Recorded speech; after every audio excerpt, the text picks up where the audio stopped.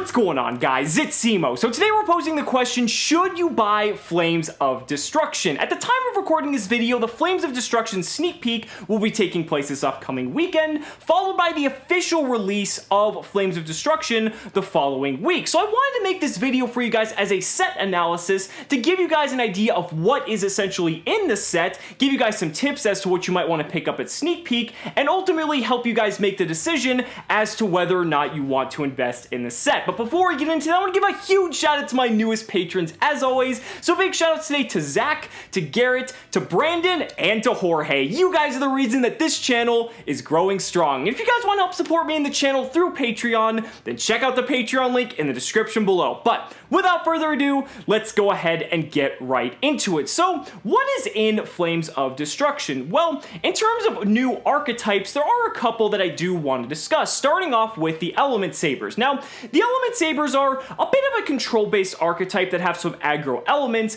but this is an archetype that really hasn't seen a lot of success in the OCG. Now, I do understand that the OCG and the TCG are two completely separate formats, but basically the Element Sabers are kind of like the baby versions of the Elemental Lords. You remember things like Moulin Glacia and things like that. The Element Sabers are kind of the smaller versions of those and help support that archetype. Now, there are some inherent flaws with this archetype because it does require you to skip your battle phase a lot. It's kind of like very nerfed and very restricted because of what they can do. It is pretty neat though that they have the ability to change their attributes while they're in the graveyard to help manipulate your graveyard to summon any of the Elemental Lords. However, I don't really see this archetype having a lot of success, and the reason for that is because the field spell is really kind of the heart and soul of the deck, and with the mass amount of removal that's available, especially in the competitive metagame, it's really no surprise that decks that are reliant on their field spell don't really see much success, and this is another example of that. It's kind of like Spiral Resort, except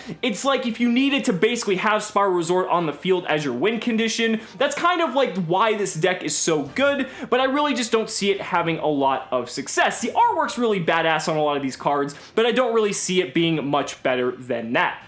Now this moves us on to the archetype that I feel like has the most potential in this set, Nightmares. Formerly known as Troymares in the OCG, Nightmares are really cool because they're an extension of the World Chalice, World Legacy, Mech Knight, lore, but the thing is, I'm not really looking at the main monsters and the main spells and traps that go in tandem with these cards. I'm looking at the generic Link monsters that essentially any extra deck can incorporate because all they really need are 2+ monsters with different names, and that's what makes this set so appealing. The Nightmares have the potential to really shake up the meta because since they're so generic and so splashable, really any deck can play them, and because their effects are so powerful, that's what makes it very enticing. Now, I'm going to go over some of the Nightmare cards. Each of the Nightmare cards has two effects. It has an effect that activates when they are summoned, and as a result of that, if they are co-linked, you also get to draw a card in addition to that effect, and then they also have a second effect that's more of a passive effect.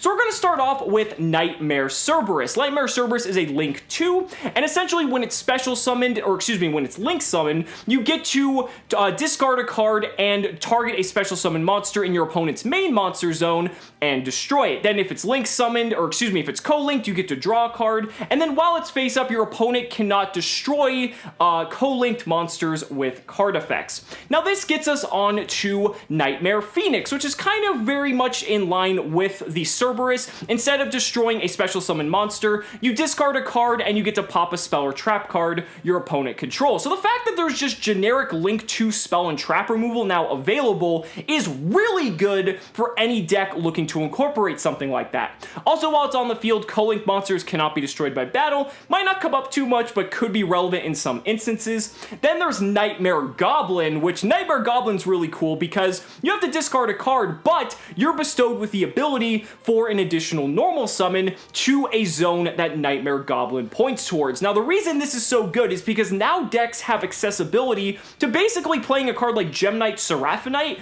without having to play Brilliant Fusion. Now, obviously, Goblin's arrows are a little bit awkward, but essentially, if you're playing a deck that can just spam out Link monsters, it's not really going to be too difficult to abuse Goblin, and it also has the passive ability that's going to protect all co-linked monsters from being targeted by card effects. Now this moves us on to the Link 3 monster, Nightmare Unicorn, one of the secret rares of the set. Nightmare Unicorn has the ability that you get to discard a card, target a card on the field, and shuffle it into the deck. So it does target, but it's non-destructive removal, which is very good, and again, any deck has access to this card because it's such a generic card. So having non-destructive removal to be able to remove threats that normally wouldn't be able to be destroyed, that is an amazing boon that any deck would love to have. In addition to that, if one of your Nightmare monsters are co-linked, you get to draw a card in addition, or rather instead of your normal draw phase. So being able to draw 2 cards instead of 1 for your draw phase if you're playing a wide variety of different Nightmare cards is really, really powerful. Now the big daddy Nightmare, Nightmare Griffin, is one of the reasons you're really going to be excited about this archetype, because although it is a Link 4, it's very generic in the fact you only need 2+ monsters with different names. So when Nightmare Griffin is Link summoned, you get to discard a card, target a spell or trap card in your graveyard, and set it to your field. Now you can't activate it that turn, but if it's a quick play spell or a trap card, that's not really going to matter too much. But the fact that you have generic spell and trap recursion is just utterly insane. And it gets better than that, because as long as Nightmare Griffin is on the field, special summoned monsters cannot activate their effects unless they are linked. So if your opponent is playing a deck that doesn't have any link monsters whatsoever, they're going to just be totally fucked, because now they're not going to be able to use the effects of any of their special summon monsters. It doesn't apply to normal summon monsters, so there is a little bit of a way around that, but a majority of decks, especially at the competitive level, are going to be special summoning their monsters. So basically, just having a flat out skill drain in a generic Link 4 is just absurd. So this definitely has a lot of potential to see play, and it's something you definitely need to look out for once Flames of Destruction is released. Now, since we're on the topic of secret rares like Nightmare Unicorn as well as Nightmare Griffin, I thought it'd be appropriate to also discuss some of the other secret rare cards in the set as well. So starting off, Topologic Trisbania. This card's really neat because if a monster is special summoned to an arrow that it points to, you not only banish that monster, but you banish all spell and trap cards on the field, and your opponent takes damage as a result of that. But basically the fact that there's now a generic Harpy's Feather Duster that banishes all cards, that is utterly insane. Now it's a little bit specific and its arrows aren't exactly the best. However, this is going to just give back row decks an extremely difficult time moving forward, because with this card being a threat, this puts Paleo at risk, this puts True Draco at risk, because not only does it destroy the cards, but it banishes them, so none of these effects are going to trigger, and they're not going to get the value off of those cards being in the graveyard. So definitely a very strong card to look out for. Then we also have Vampire Sucker, a Link 2 for zombie type monsters, and this card's okay. It has the potential to be really good because every time a zombie monster is special summoned from the graveyard, you get to draw a card, and while that may be once per turn, if you can trigger it during your opponent's turn, it'll also work as well, kind of like Heavy Metal Foe's Electromite. Now, I don't really see this seeing a lot of play. 60 card decks might be able to make some use out of it, but it's still a card you definitely want to keep on your radar for future notice. Then we've also got Nightmare Corruptor Ibli, which is one of the Nightmare cards that isn't a Link monster, and this card is Monster Reborn for Link monsters, because when it's summoned, you get to special summon a Link monster and essentially link it to Nightmare Corruptor Ibli. Now, you're locked into Link summons for the rest of your turn, and that monster's attack is 0 and its effects are negated, but that doesn't matter, because if you resurrect a Link 3, for instance, and as well as Ibli, you now can make a Link 4 for absolutely free, so it doesn't matter. So basically, you have a way to access Nightmare Griffin even easier. So this has a lot of potential, but its other effect is really neat, because if it's sent from your field to the graveyard, you can special summon it to your opponent's field, and while it's face up on the field, like I said, you're not going to be able to special summon monsters except Link monsters. But now since your opponent controls it, that effect applies to them, so now they have to find a way to link it off to get rid of it before making any other plays. So that can be very annoying for your opponent to deal with, depending on the type of deck that they're playing.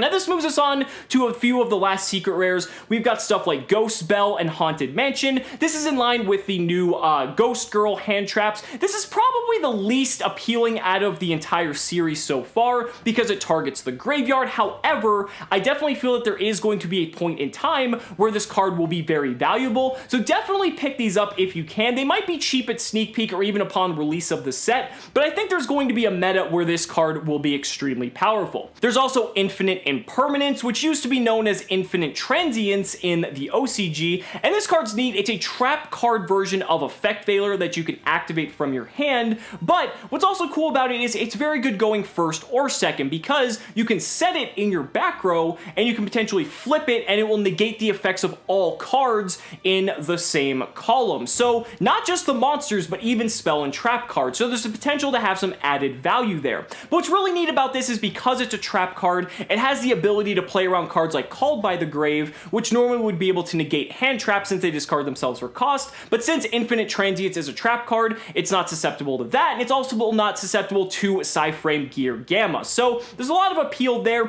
Wrapping up the secret rares, there's the TCG exclusive trap card, Super Team Buddy Force Unite. Now, if this was a quick play spell, this card would be utterly busted, but unfortunately it isn't. So essentially what you do is when it's activated, you target a monster on the field, special summon a monster from the graveyard or your hand with the same type as that monster, but has a different original name. And then if it's destroyed by your opponent's card effect and sent to the graveyard, you get to set another one of these cards from your deck to your spell and trap zone. So this is really cool. However, it's just very held back by the fact that it is a trap card. There are the potential for some decks to be able to abuse this solely because if they're mono-typed decks, there is the potential that, you basically have 3 more copies of Monster Reborn, and if your opponent hits this card with, say, something like a Mystical Space Typhoon, it's kind of like Artifact Sanctum, where not only are you going to get the value of the effect itself, but you get to set another one, or you get value because your opponent will be destroying it. So that's the potential there.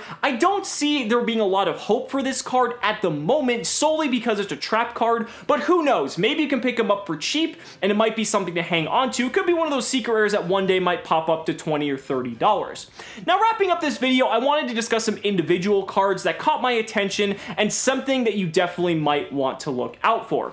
Altergeist Multi-Faker is essentially going to be the card that makes Altergeist a competitive deck. Will it be a tier 1 or tier 2 deck? We still have yet to know. However, in the OCG, Multi-Faker is essentially what brought Altergeist into the competitive spotlight. The fact that you get to special summon an Altergeist from your deck, it really just does everything you could have wanted for an archetype like that. So if you've been playing Altergeist, or maybe you've been eyeing Altergeist for some time now, definitely keep an eye out for Multi-Faker, not only because it's an extremely powerful card, but you're going to definitely see people trying to play Altergeist at regionals for the weeks to come after Flames of Destruction's release. There's also Red Reboot, the brand new counter trap card that can be activated from the hand by paying half your life points. It negates a trap card and basically trap stuns your opponent for the entire turn. It's an incredibly potent OTK tool. Yeah, your opponent gets to set a trap card from their deck to the field, but we're realistically going to kill them before they get any value out of that. So that's a very dangerous card you're definitely going to want to pick up. It's only a super rare, so it's going to be incredibly cheap and widely available. Then we have Light of Sekka, which surprisingly is only a rare. I thought this was going to get rarity bumped to at least an ultra, if not a secret, but this card is insane because it's basically Pot of Greed, but you have to just not run other spell or trap cards in your deck. Now, the thing about this is decks like Mermail and Burning Abyss could totally take advantage of a card like this, and we actually saw players in the OCG trying to experiment with this. So there is some potential here for Sekka's Light to actually have, good competitive viability. We'll just have to see what people come up with, and if they're willing to relinquish not being able to play 2/3 of the card types available in this game.